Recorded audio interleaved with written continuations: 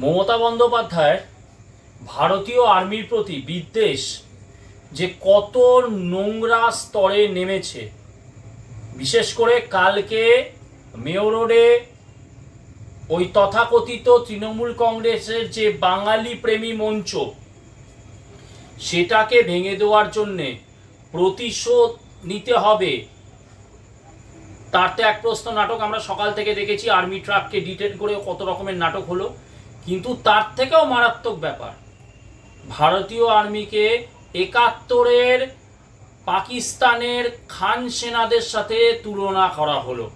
কে করলো? বর্তমানে পশ্চিমবঙ্গের শিক্ষামন্ত্রী ব্রাত্য বসু কি বলছে শুনুন। ১৯৭১ সালে ২৫শে মার্চের ঘটনার যদি পাকিস্তান সেনাবাহিনীকে আমি যদি নিন্দা করে থাকি, আমি বেশ করেছি, আবার করব। পাকিস্তানি সেনাবাহিনী সেদিন যেটা চালিয়েছিল একটা বর্বর অমানসিক ঘটনা।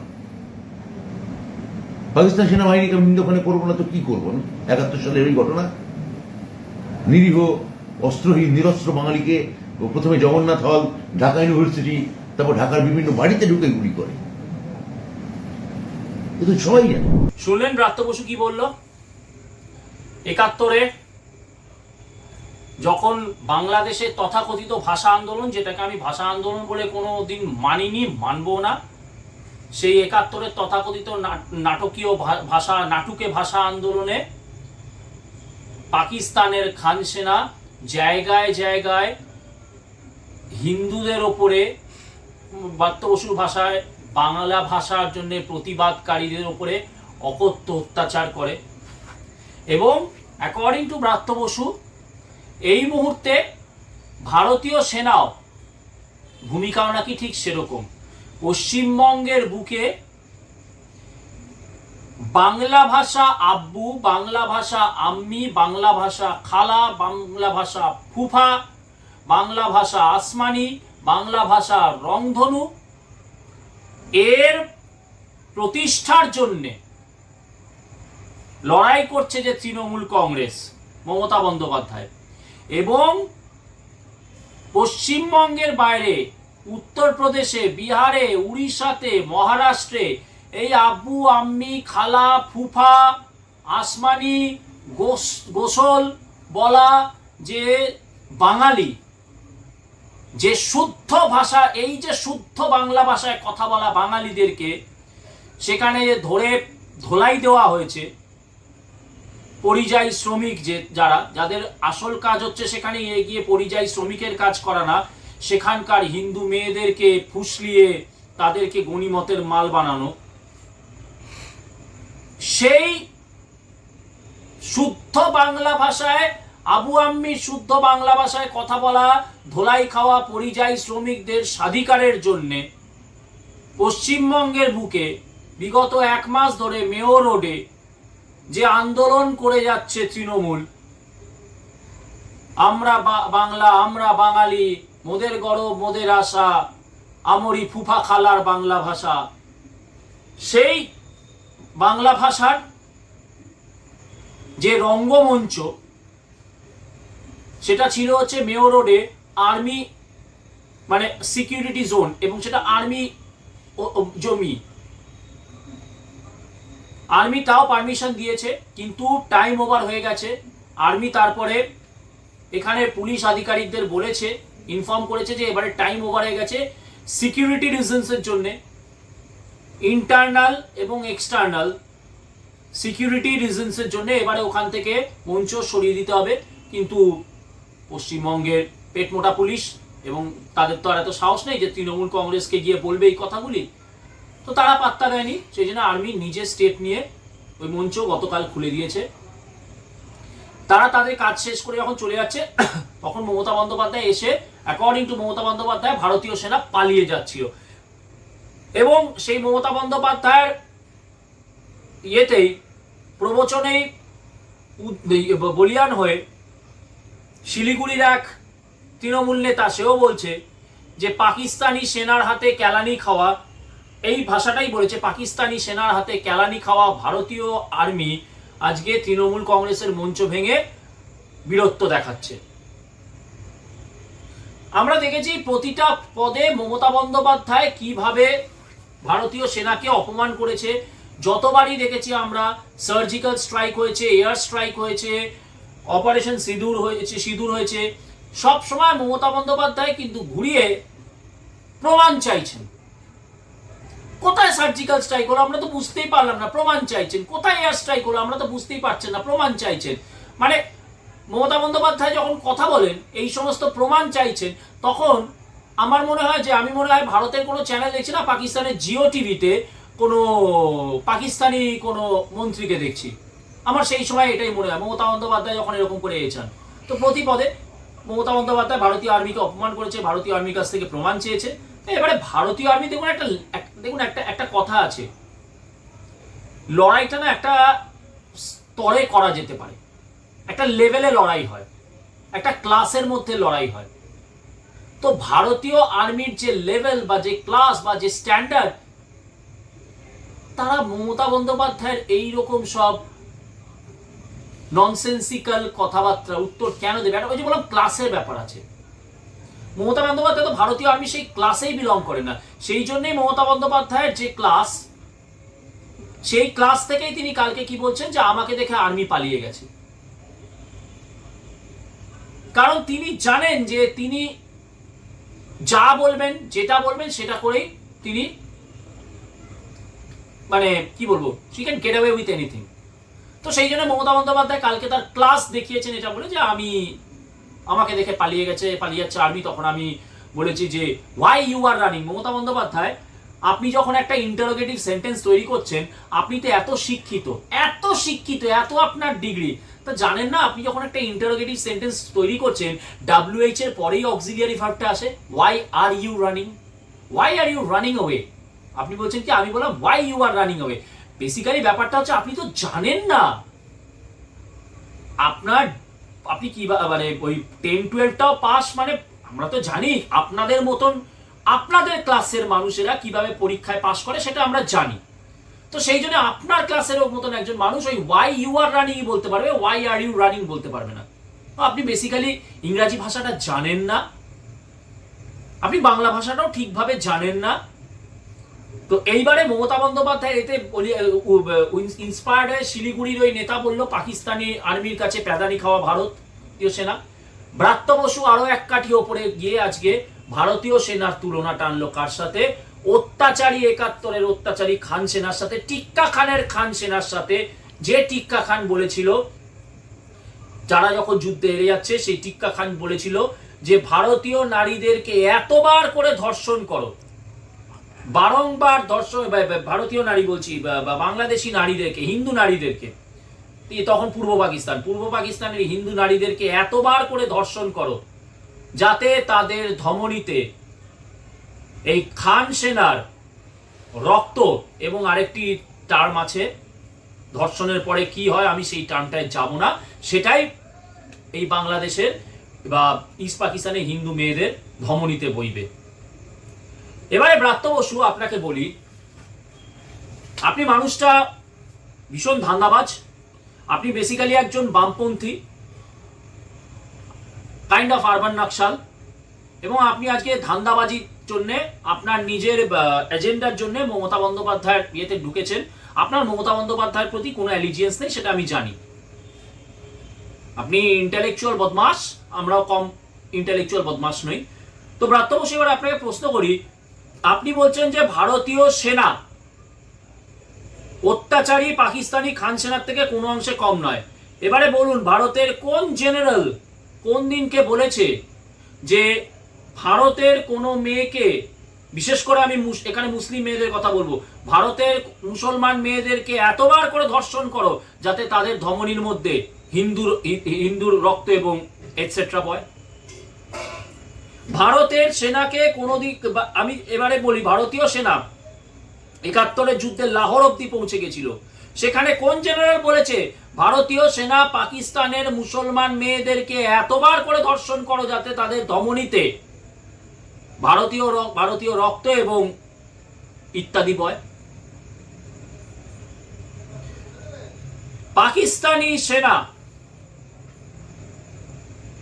বাংলাদেশে 71-এ যে ভয়াবহ হত্যালীলা চালিয়েছিল, আমি ধরে নিচ্ছি ভাষা আন্দোলনকে করার জন্য, সাপ্রেস করার জন্য যে ভয়াবহ হত্যালীলা চালানো হয়েছিল, গতকাল ভারতীয় সেনা আর হাতে কজন তৃণমূল কংগ্রেসী মারা গেছে বলুন ব্রাত্য বসু? কজন তৃণমূল কংগ্রেসের কর্মীর রক্ত ঝরেছে ব্রাত্য বসু এদিন? কজন তৃণমূল কংগ্রেসের কর্মী বা মহিলা ভারতীয় জওয়ানদের হাতে হেনস্থার শিকার হয়েছে? ব্রাত্য বসু জবাব দিন। কেবল দুটো ফ্লেক্স খুলে নিয়ে যাওয়ার জন্য, আর মঞ্চটা যেহেতু ওটা সিকিউরিটি রিজনের, সিকিউরিটি একটা রিজনের মধ্যে, এর মধ্যে পড়ে যাচ্ছে, এরিয়ার মধ্যে পড়ে যাচ্ছে, সিকিউর জোনের মধ্যে পড়ে যাচ্ছে, সেই কারণে মঞ্চ খুলে নেওয়ার জন্য আপনি ভারতীয় সেনাকে পাকিস্তানের ওই ধর্ষণকারী খান সেনার সাথে তুলনা করলেন। এত বেড়ে গেছেন আপনি, এতটা সাহস বেড়ে গেছে আপনার। অবশ্য আপনি পারছেন কেন? কারণ আপনার এই সাহসটা বেড়েছে কেন?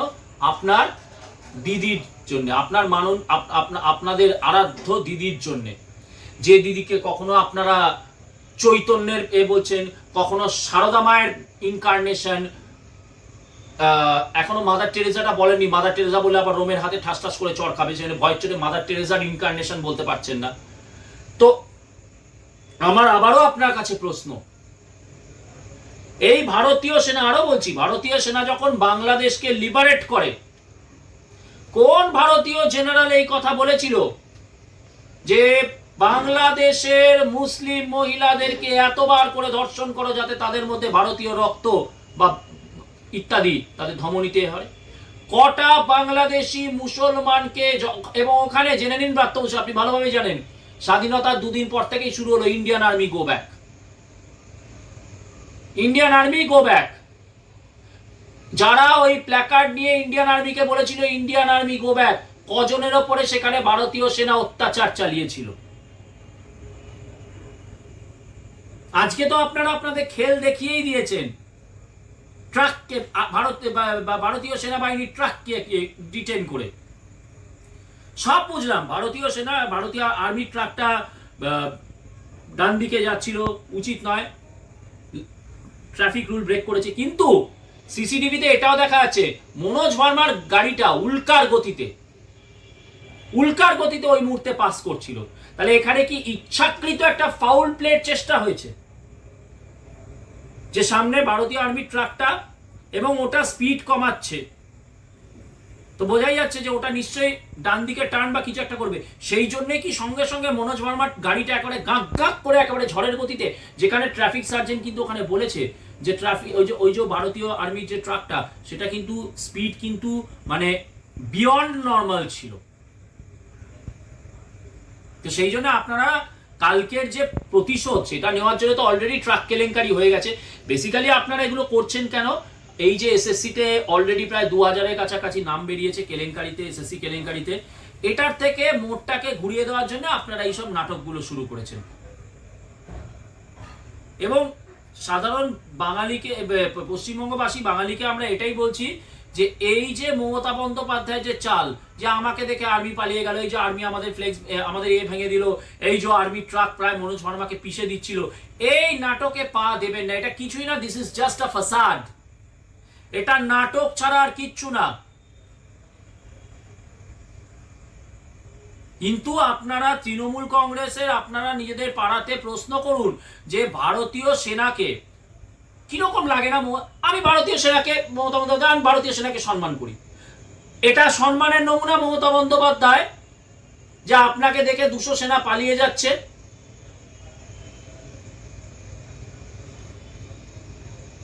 মানে ব্যাপারটা হয়ে যাচ্ছে পিঁপড়েকে দেখে ডাইনোসর পালাচ্ছে, একদম তুলনাটা এটাই টানবো। ধার ভার ক্লাস সব দিক দিয়ে মমতা বন্দ্যোপাধ্যায়, আপনি যেটা বলছেন পিঁপড়েকে দেখে ডাইনোসর পালিয়ে যাচ্ছে, আপনার মনে হয় যে আপনাকে দেখে ভারতীয় সেনা পালিয়ে যাবে?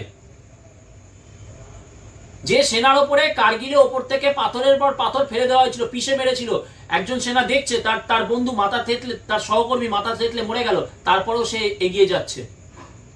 সেই সেনা আপনাকে দেখে ভয় পালিয়ে যাবে? I mean, have you completely lost it, Mamata Bandyopadhyay? আপনি কি পুরো উন্মাদ পাগল হয়ে গেছেন?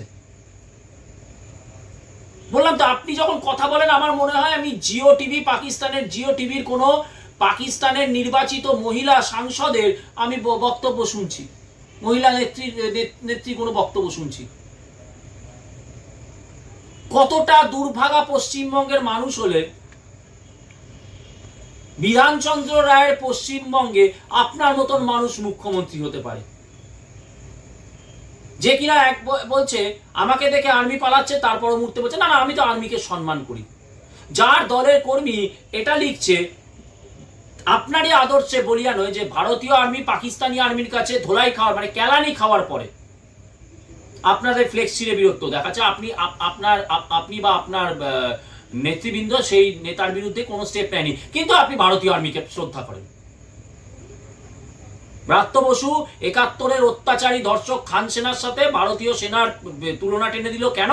দুটো ফ্লেক্স খোলা হয়েছে বলে, আর তাদের জমি, সেই জমিতে আপনারা জবরদখল করে দিনের পর দিন বসে আছেন, সেটাকে সরিয়ে দেওয়া হয়েছে বলে খান সেনার সাথে তুলনা।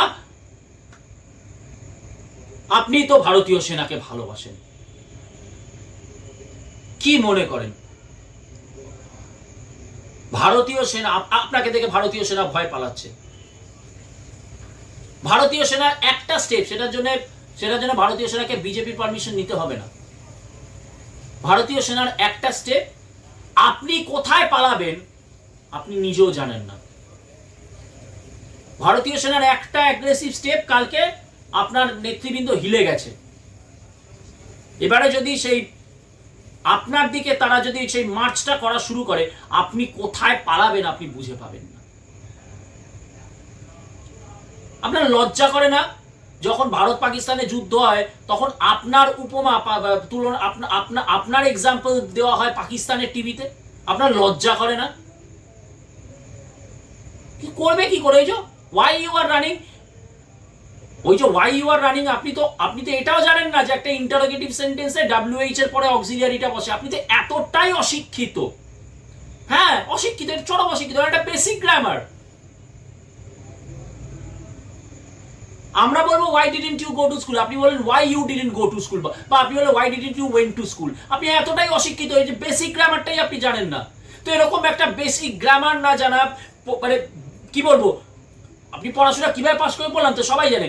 এইরকম একটা ক্লাসের মানুষকে যদি আজকে পশ্চিমবঙ্গের মুখ্যমন্ত্রী বানানো হয়, একটা গ্রেটার পারপাসে বানানো হয়েছিল, সিপিএম নামক যে নরখাদক, সেই নরখাদককে সরানোর জন্য আপনাকে সবাই আপনার বাকি সব জিনিসকে ইগনোর করে বলেছিল যে না এই মানুষটা পারলে একমাত্রই পারবে।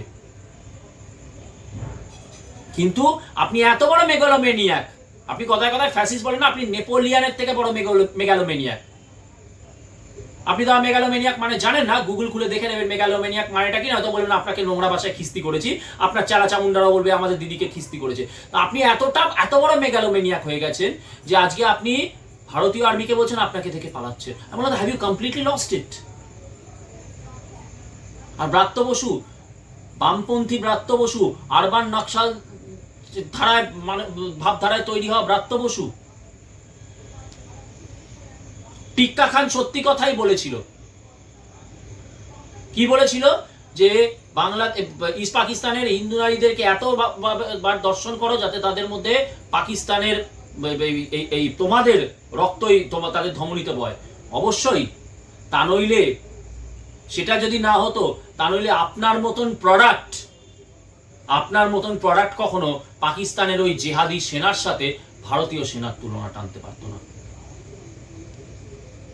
বাকিটা দর্শকবৃন্দের উপর ছাড়ছি, পশ্চিমবঙ্গের বাঙালির উপরে ছাড়ছি।